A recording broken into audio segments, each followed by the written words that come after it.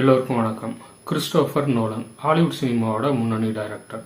இவருக்கு உலகம் முழுக்கவே நிறைய ரசிகர்கள் இருக்காங்க. இவரோட ஒவ்வொரு படத்துக்கும் ரசிகர்கள் மத்தியில் பெரும் எதிர்பார்ப்பு இருக்கு. இப்போ இவர் டைரக்ட் பண்ணியிருக்கிற படம் த ஒடிசி இந்த மாதம் 17ஆம் தேதி ரிலீஸ் ஆக போகுது. இவரோட இதுக்கு முந்தைய படங்கள்ல இருந்து இந்த படம் ரொம்பவுமே வித்தியாசமான படமாக இருக்க போகுது. அதுக்கு காரணம் இந்த படத்தோட கதை. ஒடிசிங்கிறது கிரீஸோட ஏன்ஷியன்ட் எபிக். இன்னிலிருந்து சுமார் 3600 வருடங்களுக்கு முன்பு நடக்கிறதா இந்த கதை இருக்கும். ஒடிசியஸ்ங்கிற ஒரு மன்னர் தன்னோட வீரர்களோட ஒரு நாட்டில இருந்து தன்னோட சொந்த நாட்டுக்கு கடல் வழியா பயணம் செஞ்சு போறாரு. இந்த கடல் பயணத்துல அவர் சந்திக்கிற அமானுஷ்யமான அனுபவங்கள், பிரச்சனைகள் இதெல்லாம் தாண்டி அவர் எப்படி தன்னோட சொந்த நாட்டுக்கு போய் சேர்ந்தாரு, அதுதான் ஒடிசியோட கதை. ஒடிசியோட கதையை பத்தி நம்ம தெரிஞ்சுக்கணும்னா முதல்ல இலியட்டோட கதை என்னன்னு நம்ம தெரிஞ்சுக்கணும். காரணம் என்னன்னா, இலியட்டோட தொடர்ச்சி தான் ஒடிசி. இலியட் எந்த இடத்துல முடியுதோ அங்கிருந்து தான் ஒடிசி ஆரம்பிக்குது. இலியட் ஒடிசி ரெண்டுமே கிரீஸோட இதிகாசங்கள். நம்ம நாட்டில் எப்படி ராமாயண மகாபாரதமோ அது மாதிரி கிரீஸில் இலியட் ஒடிசி. வரலாற்றுக்கு முற்பட்ட காலத்தோட பண்பாடு, நாகரிகம், மக்களோட வாழ்க்கை முறையை பற்றி தெரிஞ்சுக்க கிரீஸில் அந்த இலியட்டும் ஒடிசியும் பயன்படுது. ரெண்டையும் எழுதின ஒருத்தர் தான், அவர் பேர் ஹோமர். கிமு 9ஆம் நூற்றாண்டில் கிரீஸில் வாழ்ந்த ஒரு புலவர் தான் ஹோமர். கிமு 12ஆம் நூற்றாண்டில், அதாவது ஹோமர் வாழ்றதுக்கு 300 வருஷங்களுக்கு முன்பு நடந்த 2ஆம் ட்ரோஜன் போரை அடிப்படையாக கொண்டு அதில் கற்பனை கலந்து எழுதப்பட்டது தான் இந்த இலியட்டும் ஒடிசியும். 2ஆம் ட்ரோஜன் போருங்கிறது கிரீஸுக்கும் ட்ராய்ங்கிற நாட்டுக்கும் இடையில கிமு 12ஆம் நூற்றாண்டோட பிற்பகுதியில் நடந்திருக்கு. தோராயமாக கிமு 1184 இருந்து 94க்குள்ள அந்த போர் நடந்திருக்கலாம்னு சொல்றாங்க. பொதுவாகவே ஒரு போர்னா அந்த போருக்கு எந்த பகுதியில் நடக்குதோ அந்த இடத்தோட பேரை போருக்கு பேராக வச்சிருவாங்க. இந்த போர் ட்ராய்ங்கிற பகுதியில் நடந்திருக்கு. ட்ராயோட மக்களை ட்ரோஜன்ஸ்னு சொல்றாங்க. அதனால தான் இந்த போருக்கு 2ஆம் ட்ரோஜன் போர்னு பேரு. 2ஆம் ட்ரோஜன் போர்னா அப்போ முதல் ட்ரோஜன் போர் ஒன்று நடந்திருக்கணும் இல்லைங்களா? ஆமாம். இந்த போர் நடக்கிறதுக்கு பல ஆண்டுகளுக்கு முன்பு இதே கிரீஸுக்கும் ட்ராய்க்கும் இடையில நடந்த ஒரு போர் தான் முதலாம் ட்ரோஜன் போர். முதலாம் ட்ரோஜன் போர், 2ஆம் ட்ரோஜன் போர் ரெண்டு போருக்குமே அடிப்படையான நோக்கங்கள் பார்த்தீங்கன்னா ஒன்று தான். ஆனால் வெளியில் சொல்லப்பட்ட காரணங்கள் வேற வேற. அடிப்படை நோக்கம் என்னன்னா, கிரீஸில் கடல் பயணத்தில் விருப்பம் உள்ள மக்கள் நிறைய பேர் இருந்திருக்காங்க. கடல் வணிகர்களும் நிறைய பேர் இருந்திருக்காங்க. இவங்க கிரீஸ்லேருந்து கடல் வழியாக பயணம் செஞ்சு போய் கருங்கடல் பகுதிக்குள்ள நுழைஞ்சு அங்கே வியாபாரம் செய்கிறத வழக்கமாக வச்சுருக்காங்க. கிரீஸ்லேருந்து கடல் வழியாக போகணும்னா ட்ராயோட கட்டுப்பாட்டில் இருக்கிற கடற்பகுதிகளை தாண்டி தான் இவங்க கருங்கடல் பகுதிக்குள்ளே போகணும். போகிற வழியில் இவங்களுக்கு உணவும் தண்ணியும் தேவைன்னா ட்ராயோட கட்டுப்பாட்டில் இருக்கிற துறைமுகங்களில் இறங்கி தான் இவங்க அதை எடுத்துக்கிட்டு கிளம்பி போகணும். அதுக்கு இவங்க ட்ராய்க்கு வரி கட்டணும். இப்போ ட்ராய் இல்லைன்னா நம்ம வரி கட்ட தேவையில்லை. கருங்கடல் பகுதிக்கு சுலபமாக போயிட்டு வரலாம், அங்கே குடியேறலாம். அதனால ட்ராய் அழிக்கணும்னு முடிவு பண்ணுறாங்க. அதுக்காக நடந்த போர் தான் முதலாம் ட்ரோஜன் போர். இலியட்டோட கதையை பார்க்கலாம். இலியட் நடந்ததா சொல்லப்படுற காலகட்டத்தில் கிரீஸ் பல சிறு பகுதிகளாக பிரிஞ்சு கிடக்குது. ஒவ்வொரு பகுதிக்கும் ஒரு மன்னர் இருக்காரு. அவங்கள மிகவும் வலிமையான மன்னராக அகமென்னன்கிறவர் இருக்காரு. அவர் மைசினியா மற்றும் ஆர்கஸ்ங்கிற 2 பகுதிகளை ஆட்சி பண்ணிக்கிட்டு வராரு. அகமென்னனோட தம்பி பேரு மெனிலஸ். மெனிலஸ் ஸ்பார்ட்டாவோட மன்னராக இருக்காரு. மெனிலஸோட மனைவி பேரு ஹெலன். ஹெலன் மிகப்பெரிய பேரழகி. மெனிலஸ் இப்போ ட்ராயோட மிகுந்த நட்புறவோட இருக்காரு. ட்ராயோட மன்னராக பிரியம் இருக்காரு. பிரியமோட மகன்கள் ஹெக்டர் மற்றும் பாரிஸ். பாரிஸும் மிகப்பெரிய அழகன். இப்போ ஹெக்டரும் பாரிஸும் என்ன பண்றாங்க, ட்ராயிலேருந்து கிளம்பி கிரீஸில் மெனிலஸோட அரண்மனைக்கு விருந்தினர்களாக வராங்க. சில நாட்கள் தங்கி இருக்காங்க. தங்கி இருந்துட்டு இங்கேருந்து திரும்ப போகும்போது பாரிஸ் மெனிலஸோட மனைவி ஹெலனை தன் கூடவே கூட்டிட்டு போயிடணும் ட்ராய்க்கு. இது மெனிலஸ்க்கு தெரிஞ்சு மெனிலஸ் ரொம்ப கோவப்படுறாரு. ட்ராய்க்கு உடனே போயிட்டு மனைவி மீட்டு கொண்டு வரணும்னு நினைக்கிறாரு. ஆனால் இது மெனிலஸால தனியாக முடியாது. ஏன்னா ட்ராய் மிகவும் வலிமையான நாடு. அதனால தன்னோட அண்ணனான அகமென்னன் கிட்ட போயிட்டு உதவி கேட்கிறாரு. அகமென்னன் ஏற்கனவே ட்ராய் மேலே எப்படி படையெடுத்து போறதுன்னு சந்தர்ப்பத்தை எதிர்பார்த்து காத்துக்கிட்டு இருக்கான். இது அவனுக்கு ரொம்ப வசதியாக போகுது. ஆனால் அகமென்னனாலையும் போய் ட்ராய் மேலே சண்டை போட்டு ஜெயிக்க முடியாது. அதனால என்ன பண்ணுறான், கிரீஸில் இருக்கிற மற்ற நாட்டு மன்னர்களை உதவிக்கு கூப்பிடுறான். அதாவது கிரீஸோட மானத்தை காப்பாற்ற ட்ராய் மேலே படையெடுத்து போகணும், எல்லா மன்னர்களும் எனக்கு துணையாக வாங்கன்னு.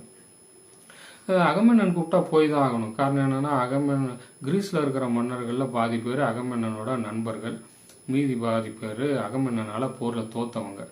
போரில் தோத்தவங்ககிட்ட அகமன்னன் ஒரு அக்ரிமெண்ட் போட்டுடுறான். அதாவது என்னன்னா, அகமன்னன் எப்பெல்லாம் போருக்கு போறானோ அப்போ தோல்வி அடைந்த நாட்டு மன்னர்கள் வந்து துணைக்கு வரணுங்கிறது. இப்போ ஒட்டுமொத்த கிரீஸும் ட்ராய்க்கு எதிராக போர் செய்ய போக தயாராகிறாங்க. அதில் முக்கியமாக பார்த்தீங்கன்னா தெசாலிங்கிற பகுதியை சேர்ந்த அக்கிலிஸ்ங்கிறவர். அவரோட அம்மா வந்து ஒரு கடவுள். அது மட்டும் இல்லாமல் அக்கிலேஸ் வந்து மிகப்பெரிய வீரன். அக்கிலேஸோட சண்டை போட்டு யாராலையும் ஜெயிக்க முடியாது. போரில் அக்கிலேஸ் எந்த பக்கம் இருக்கானோ அந்த பக்கம் தான் ஜெயிக்கும். அக்கிலேஸ்க்கு இணையான வீரன் கிரீஸில் யாருமே கிடையாது. இன்னொருத்தர் பார்த்தீங்கன்னா இதகாவோட மன்னர் ஒடிசியஸ் அப்படிங்கிற உலிசிஸ். அக்கிலிஸ் அளவுக்கு ஒடிசியஸ் வந்து வீரன் கிடையாது. இருந்தாலும் அவரும் ஒரு பெரிய வீரன் தான். அது மட்டும் இல்லாமல் அவர் மிகப்பெரிய புத்திசாலி. இப்போ கிரீஸ்லேருந்து வீரர்கள்லாம் கிளம்புறாங்க. கிட்டத்தட்ட 1200 கப்பல்களில் கிரீஸ்லேருந்து ட்ராயை நோக்கி கிரீஸ் வீரர்கள் போனதா ஹோமர் வந்து இலியட்டில் சொல்கிறாரு. இப்போ ட்ராயில் என்ன நிலைமை? எப்போ பாரிஸ் வந்து எலனை ட்ராய்க்கு கூட்டிகிட்டு வந்தானோ அப்போவே ஹெக்டருக்கு தெரிஞ்சு போகுது இது ஒரு பெரிய போருக்கான காரணமாக மாறப்போகுதுன்னு. பிரியமும் பாரிஸ் கிட்ட பேசி பார்க்குறாரு. பாரிஸ் எலனை திருப்பி அனுப்புகிற முடிவில் இல்லை. ஸோ மகனுக்காக அவரும் போரை எதிர்நோக்கி காத்துக்கிட்டு இருக்காரு. தன்னோட வீரர்களை போருக்கு தயார்படுத்துறாரு. இப்போ கிரீஸ் வீரர்கள் வந்து ட்ராயோட கரையில் இறங்கும் போது அவங்கள எதிர்க்கிறதுக்கு ட்ராயோட வீரர்கள் தயார் நிலையில் இருக்காங்க. இப்போ கிரீஸ் வீரர்கள் வந்து ட்ராயோட கடற்கரையில் இறங்குறாங்க. மிகப்பெரிய போர் நடக்குது. ட்ராயோட கடற்கரையை கிரீஸ் வந்து பிடிச்சிருது. ட்ராயோட கடற்கரையை அகமென்னன் கைப்பற்றிடுறான். மேற்கொண்டு அவனால் போரில் முன்னேற முடியல. அதுக்கு காரணம் ட்ராயோட வீரர்கள் ரொம்பவும் வீரத்தோட சண்டை போடுறாங்க. அடுத்ததாக ட்ராயோட இளவரசன் ஹெக்டர் வந்து ட்ராயிலே மிகப்பெரிய வீரன். ஹெக்டரும் இது வரைக்கும் கலந்துக்கிட்ட எந்த சண்டையிலும் தோத்தது கிடையாது. கிரீஸில் எப்படி அக்கிலீஸோ அது மாதிரி ட்ராய்க்கு ஹெக்டர். மூணாவதாக ட்ராயோட மதில் சுவர். ட்ராயை சுற்றி கட்டப்பட்டிருக்க மதில் சுவர் வந்து ரொம்பவும் வலிமையானதாகவும் உறுதியானதாகவும் இருக்குது. ரொம்ப உயரமாக இருக்குது. இன்ன வரைக்குமே உறுதியான சுவருக்கு ட்ராயோட மதில் சுவரை தான் உதாரணமாக சொல்லுவாங்க.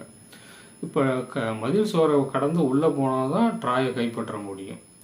மதில் சுவரை உடச்சிட்டும் போக முடியாது, ஏறி குதிக்கவும் முடியாது. அதனால் போர் வந்து ட்ராயோட மதில் சுவருக்கு வெளியில் தான் நடந்துக்கிட்டு இருக்கு. ஒன்று.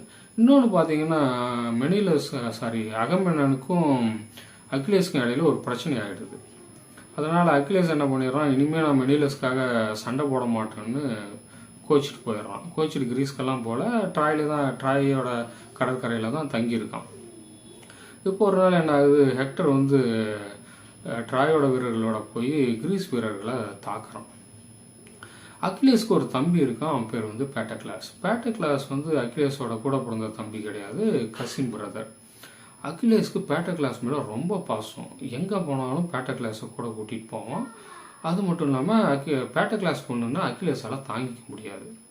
இப்போ பேட்டக்ளாஸ் என்ன பண்ணுறான், போரில் கலந்துக்கணும்னு நினைக்கிறான். ஆனால் அண்ணன் அதுக்கு அனுமதி தரமாட்டான். அதனால் திருட்டுத்தனமாக அண்ணன் அக்கிலேஸோட கவசம், தலைக்கவசம், கேடயம் இதெல்லாம் எடுத்துக்கிட்டு இவன் ட்ராய் வீரர்களோட சண்டைக்கு போயிடுறான். அக்கிலேஸோட கவசமும் கேடயமும் மற்ற வீரர்கள்கிட்ட இருந்து ரொம்ப வித்தியாசமானதாக இருக்குது. அதனால் கிரீஸ் வீரர்களே என்ன பண்ணிடுறாங்க, போருக்கு வந்திருக்கிறது அக்கிலேஸ் தான் அப்படின்னு நம்பிடுறாங்க. அதே மாதிரி ஹெக்டரும் அக்கிலேஸ் தான் சண்டைக்கு வந்திருக்கான்னு நம்பிடுறான். நேருக்கு நேர் ஹெக்டருக்கும் பேட்டக்ளாஸுக்கும் இடையில சண்டை நடக்குது. அதில் ஹெக்டர் வந்து பேட்டக்ளாஸை கொண்டுடுறான். பேட்டக்ளாஸ் கீழே விழுந்து சாகும்போது தான் ஹெக்டருக்கு தெரியுது வந்திருக்கிறது அக்கிலேஸ் கிடையாதுன்னு. இப்போ பேட்டக்ளாஸ் செத்த விஷயம் அக்கிலேஸ்க்கு தெரிய வருது. அக்கிலேஸ் ரொம்ப கோவப்படுறான். ஹெக்டர் கூட சண்டை போகிறதுக்காக கிளம்பி போகிறான். அக்கிலேஸும் ஹெக்டரும் சண்டை போட்டாங்கன்னா 2 பேரில் யாராவது ஒருத்தர் தான் உயிரோடு இருக்க முடியும். ஏன்னா 2 பேருமே மிகப்பெரிய வீரர்கள். இப்போ 2 பேருக்கும் நடக்கிற சண்டையில் அக்கிலேஸ் வந்து ஹெக்டரை கொண்டுடுறான். வருஷம் பாரிஸ் வந்து என்ன பண்ணுறான், அக்கிலேஸை கொல்லணும்னு நினைக்கிறான். ஆனால் சாதாரண மனிதர்கள் மாதிரி அக்கிலேஸை கொல்ல முடியாது. அதனால் அக்கிலேஸை எப்படி கொல்லணுங்கிற ரகசியத்தை தெரிஞ்சுக்கிட்டு பாரிஸ் வந்து அக்கிலேஸை கொண்டுடுறான். அக்கிலேஸ் சேர்த்தது வந்து கிரீஸ் வீரர்களுக்கு மிகப்பெரிய இழப்பாக இருக்குது. ஆனால் அதே பக்கம் உள்ள ட்ராயில் பார்த்தீங்கன்னா ட்ராயோட இளவரசன் ஹெக்டரும் இறந்து போயிடுறான். இப்போ கிரீஸை பொறுத்த வரைக்கும் ஹெக்டர் உயிரோட இல்லை. மதில் சுவரை தாண்டி உள்ளே போயிட்டா ட்ராயை ஜெயிச்சிடலாம். எப்படி மதில் சுவரை தாண்டி உள்ளே போகிறது? இப்போ தான் இதோட மன்னர் ஒடிசியஸ் ஒரு மிகப்பெரிய திட்டத்தை போடுறாரு. அதாவது கிரீஸ் வீரர்கள்லாம் ட்ராயை விட்டு கிளம்பி போனதா மன்னர் பிரேமை நம்ப வைக்க முயற்சி பண்ணுறாரு. அதுபடி இவ்வளோ நாள் கிரீஸ் வீரர்கள் தங்கியிருந்த பகுதிகளில் ஒரே ஒரு கிரீஸ் வீரனை விட்டுட்டு மற்றவங்கெல்லாம் கிளம்பி போயிடுறாங்க. ட்ராயோட வீரர்கள் வந்து பார்க்கும்போது அங்கே யாருமே இல்லை. அவங்க திரும்ப போய் மன்னர் பிரியம் கிட்ட சொல்கிறாங்க. பிரியம் அந்த இடத்துக்கு வந்து பார்க்குறாரு. அங்கே இருக்கிற ஒரே ஒரு கிரீஸ் வீரனை கூப்பிட்டு என்னாச்சுன்னு கேட்குறாரு. அவன் என்ன சொல்கிறான், நாங்கள் தங்கியிருந்த பகுதிகளில் தொற்று வியாதிகள் வந்து நிறைய பேர் இறந்து போயிட்டதாகவும் எஞ்சியவங்க தங்களோட தோல்வியை ஒத்துக்கிட்டு கிரீஸ்க்கே திரும்பி போயிட்டதாகவும் சொல்கிறான். அதோட மன்னர் அகமன்னன் ட்ராயோட மன்னர் பிரியமுக்கு வெற்றி பரிசாக ஒரு மிகப்பெரிய மரக்குதிரையை செஞ்சு அங்கே விட்டுட்டு போனதாகவும் அந்த மரக்குதிரையை மன்னர் பிரியம் எடுத்துக்கணும்னு சொல்கிறான். இப்போ எப்படி ட்ராயோட கதையில் பார்த்தோம்னா எப்படி ட்ராயோட மதில் சுவர் வந்து ரொம்ப முக்கியமானதோ அதே மாதிரி இந்த மரக்குதிரையும் ரொம்ப முக்கியமானது. இப்போ இந்த மரக்குதிரையை ட்ராய் வீரர்கள் கட்டி ட்ராயோட மதிலுக்குள்ளே எடுத்துகிட்டு போயிடுறாங்க. மரக்குதிரையோட வயிற்றுக்குள்ளே ஒடிசியஸும் இன்னும் சில வீரர்களும் ஒளிஞ்சிருக்காங்க. இப்போ குதிரை மதில் சுவருக்குள்ளே போயிடுச்சு. கிரீஸோட வீரர்களும் மதியில் கடந்து உள்ளே போயிட்டாங்க. இப்போ எல்லாரும் வெற்றி கொண்டாட்டத்தில் ஈடுபட்டுட்டு ட்ராயோட வீரர்கள்லாம் ராத்திரி சந்தோஷமாக தூங்க போயிடுறாங்க. இப்போ குதிரையோட வயிற்றுக்குள்ளே வந்து ஒடிசியஸும் மற்ற வீரர்களும் கயிறை போட்டு கீழே இறங்கி வராங்க. வந்து ட்ராயோட மதில் கதவை திறந்து விடுறாங்க. கிரீஸோட வீரர்கள் யாரும் கிரீஸுக்கு திரும்ப போகல. அவங்களோட கப்பலை ஒழிச்சு வச்சுட்டு ஒரு இடத்துல ஒளிஞ்சிருக்காங்க. இப்போ அவங்கெல்லாம் உள்ளே வந்துடுறாங்க. திடீர்னு எதிர்பாராத விதமாக ட்ராயை தாக்குறாங்க. கொஞ்சமும் எதிர்பார்க்காத ட்ராய் வீரர்கள் போரில் தோல்வி அடைகிறாங்க. கிரீஸ் ஜெயிக்குது. ட்ராய் மொத்தமாக தீ வைத்து கொளுத்தப்படுது. 2ஆம் ட்ரோஜன் போரில் கிரீஸ் ஜெயிக்குது. போர் முடிஞ்ச பிறகு கிரீஸ் வீரர்கள்லாம் தங்களோட நாட்டுக்கு கிளம்ப தயாராகிறாங்க. போருக்கு முன்னாடி கிரீஸ்லேருந்து கிளம்பி வரும்போது எல்லாருமே ஒன்றா தான் வராங்க. ஆனால் போர் முடிஞ்சு கிளம்பும்போது எஞ்சிய மன்னர்கள்லாம் எஞ்சிய தங்களோட வீரர்களோட தனித்தனியாக தான் கிரீஸ்க்கு கிளம்புறாங்க. ஒடிசியஸும் அவரோட வீரர்கள் ஒரு 30-40 பேரோட ட்ராயிலேருந்து இதகாவை நோக்கி கிளம்புறாரு. இது வரைக்கும் நடந்த போரை கடவுள்கள்லாம் ரொம்ப ஆர்வமாக வேடிக்கை பார்த்துட்டு இருக்காங்க. கடவுள்களை பொறுத்த வரைக்கும் அகமன்னன் மேலே மிகப்பெரிய கோபத்தில் இருக்காங்க. அதனால் கிரீஸ் தோக்கணும்னு ட்ராய் ஜெயிக்கணும்னு ஆசைப்படுறாங்க. ஆனால் ஒடிசியஸோட திட்டத்தால் ட்ராய் தோத்துருது. இது கடவுள்களுக்கு ஒரு மிகப்பெரிய அவமானமாயிடுது. அதனால் கடவுள்கள் என்ன பண்ணுறாங்க, ஒடிசியஸ்க்கு ஒரு பெரிய சாபத்தை கொடுக்குறாங்க. அதாவது ட்ராயிலேருந்து கிளம்பி இதகாவுக்கு போகிற வழியில் ஒடிசியஸ் மிகப்பெரிய பிரச்சனைகள் எல்லாம் சந்திப்பாருன்னு கடல்களில் வழி தெரியாமல் அலைஞ்சு திரிஞ்சு பல ஆண்டுகளை வீணாக்கிட்டு கடைசியாக தான் இதகாவுக்கு போய் சேருவாருன்னு சாபம் கொடுத்துட்றாங்க. இப்போ ஒடிசியஸ் கிளம்புறாரு. இந்த பயணத்தில் ஒடிசியஸ் எவ்வளோ பிரச்சனைகளை சந்திக்கிறாரு, எப்படி இதகாவை போய் சேர்றாரு, இதுதான் ஒடிசியஸோட கதை.